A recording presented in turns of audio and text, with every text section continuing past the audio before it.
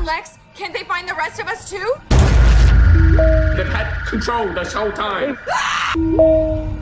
Please, leave us alone! Get out of there right now! I can hear you. Are you still Kelly, there? I can't just see you.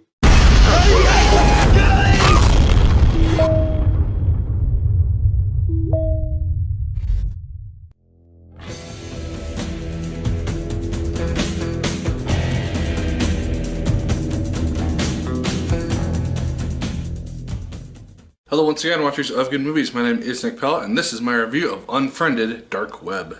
Now this film is a sequel to the 2014 film Unfriended. I obviously liked it enough to buy it on Blu-ray. It had a neat concept to it. Basically, the whole film took place on a computer screen through a Skype chat, and we got to see what the main character was doing in regards to typing messages and things of that sort. And so it elevated the level of tension in that aspect because we got to see what she was doing, but we didn't really know what was happening on the other end, on other people that she was talking to, as her friends began to get killed off by this mysterious evil spirit. Unfriended Dark Web, however, it takes that same concept where we have this group of friends, they're on this Skype call, they're doing this game night type of thing, but does not have the supernatural element to it. It's set in a much more realistic type of setting in regards to kind of what happens and how events take place and occur and things of that sort. So, does Unfriended Dark Web make you want to friend it? Or is this just a film franchise which needs to finally get blocked?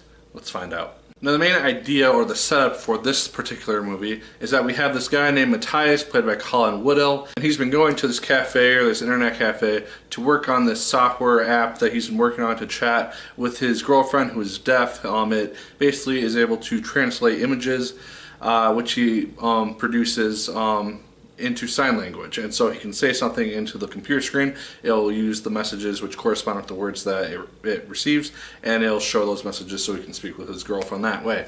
And so he's been working on this app for a while, and he goes to this internet cafe. He figures out that there's this laptop there that's been sitting there for about the last 3 or 4 weeks, and so he decides, oh hey, no one else is going to claim this, so he grabs it, opens it up, figures out a way to log into it, and eventually, once he's Skyping with all his friends, he just sees this really weird chain of events start happening. He's into this really weird person's Facebook. He's getting these weird messages, and eventually discovers these weird videos which seem to be indicating some really dark and scary stuff. And as you expect, the people behind those dark and scary things begin to figure out that, oh hey, this person who's using this laptop is not the right person who's supposed to be using the laptop, and people start to die. The main thing that I liked about this film is that it kept the core concept pretty well. I had a few issues with it just from things that I spotted just because I was looking probably closer than I should have been. In regards to like Spotify, he plays a couple songs towards the beginning to kind of set the mood per se. But like normal Spotify, you would see like the album cover and then, like the name of the song and then the bar for the music like progressing as the song continued. That wasn't happening on screen. I noticed that kind of early on. It's just a fun little thing to pick up on that you should notice. And then I also felt like he was typing far too fast for a general person and just totally typing really, really quickly, having no spelling errors whatsoever, and just seemed a little inconsistent with reality in that aspect. Again, it's nothing which really broke the movie, but it's something which I noticed and picked up on as it kept on happening throughout the course of the film. I also felt like the movie established pretty good tension overall. Once we have the dark and scary stuff start to impact the friends and they're starting to figure out, oh hey, the videos that we've been seeing, they're all actually real, and we have to do something about this. You have this level of tension because Matias is getting these messages saying, oh hey, if anyone ends the call or if your girlfriend doesn't show up at your house, people are going to start dying. And so there's just this level of tension that he has behind him that his friends aren't necessarily aware of right off the bat. And so even when it starts to get more realistic and more deep into the second half of the film, it just keeps that tension really going quite well. I did feel like the trailer for the film though, which played before a few films that I've recently seen, did kind of showcase a bit too much for my takes. Just because there were some particular deaths which I knew once they're being set up just kind of how they're going to play out.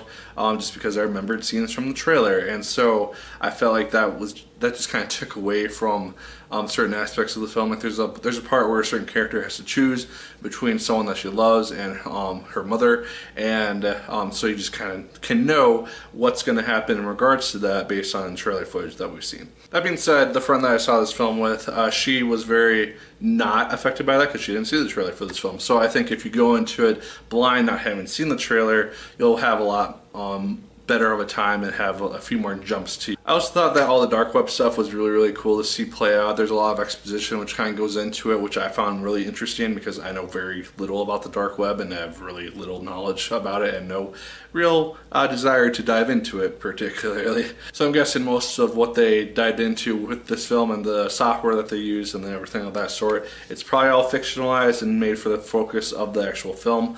But if it's not, it's all utilized really well. And I thought it was a really cool way to have these dark web people start interacting with our main characters. I was a little bit annoyed that this film, being an R-rated film, didn't really take advantage of that with the deaths of this film, because characters, as you would expect, and as I've said, they die. I'm not going to say who or how or anything of that sort, but people do die. And so I would have expected to see those deaths actually take place on screen, but often enough the characters get taken down off screen, or the camera will turn away just as something is about to happen, things of that sort. And so it just kind of bugged me after I got out of the film and kind of realized that we never got to actually see anything happen. So I was just kind of hoping that an R-rated film like this would have taken more advantage of those situations and maybe showcase them on screen. I mean, even the first one, when spoilers a little bit, but when the kid puts his hand in the blender, you see the blood just coming out of that, and so that even had more blood than this film did, and that was kind of surprising for me.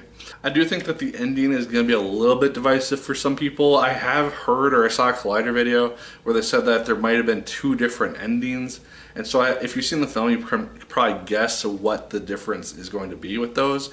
But I feel like just the general ending and the very last shot that we see is going to be a little bit divisive in regards to kind of how the whole thing was coming together, the puppet master behind it, everything, and all that type of stuff. And so that being said, if they make a third Unfriended film, which I think that they will, because these films I believe are made for very cheap and make a lot of money. If they continue down this path and deal with the same concept, or if we even get a spin-off film which doesn't necessarily deal with like a Skype call the whole time and shows us just this actual look at what's going on, and maybe doesn't even brand itself as a spin-off initially, that'd be really cool to see. But yeah, regardless if this is just a one and done type of thing, or if it's something which is continued on in further films, I will still be interested in seeing what else is done with this franchise and see what they can do with it. I do kind of hope that goes more into the Unfriended realm, because I thought that the first film did that pretty well, where we had the main girl, she unfriended this other girl, and then her suicide made her kind of feel kind of guilty as a result of that. It's kind of the setup for the whole film, as in that sense. Well, this film didn't really have that same type of focus. It dealt with Facebook to an extent, but I didn't really think that the actual title Unfriended really fit necessarily with this actual film. But guys, those are my thoughts on Unfriended Dark Web. I'd say check it out, especially if you enjoyed the first one. It's a fun film, very good concept, and has a lot of really good tension. Just has some inconsistencies, and if you've seen the trailer, you've seen a lot of the tests which happen, except for like the last 20 minutes per se. But yeah, those are my thoughts. Let me know yours in the comments down below. Did you like the film as much as I did? Did you hate it more than I did? Let me know. Like, favorite, comment, and subscribe once again if you so choose. I appreciate it immensely. And as always, my people, my name is Nick Pell. And once again, keep on watching.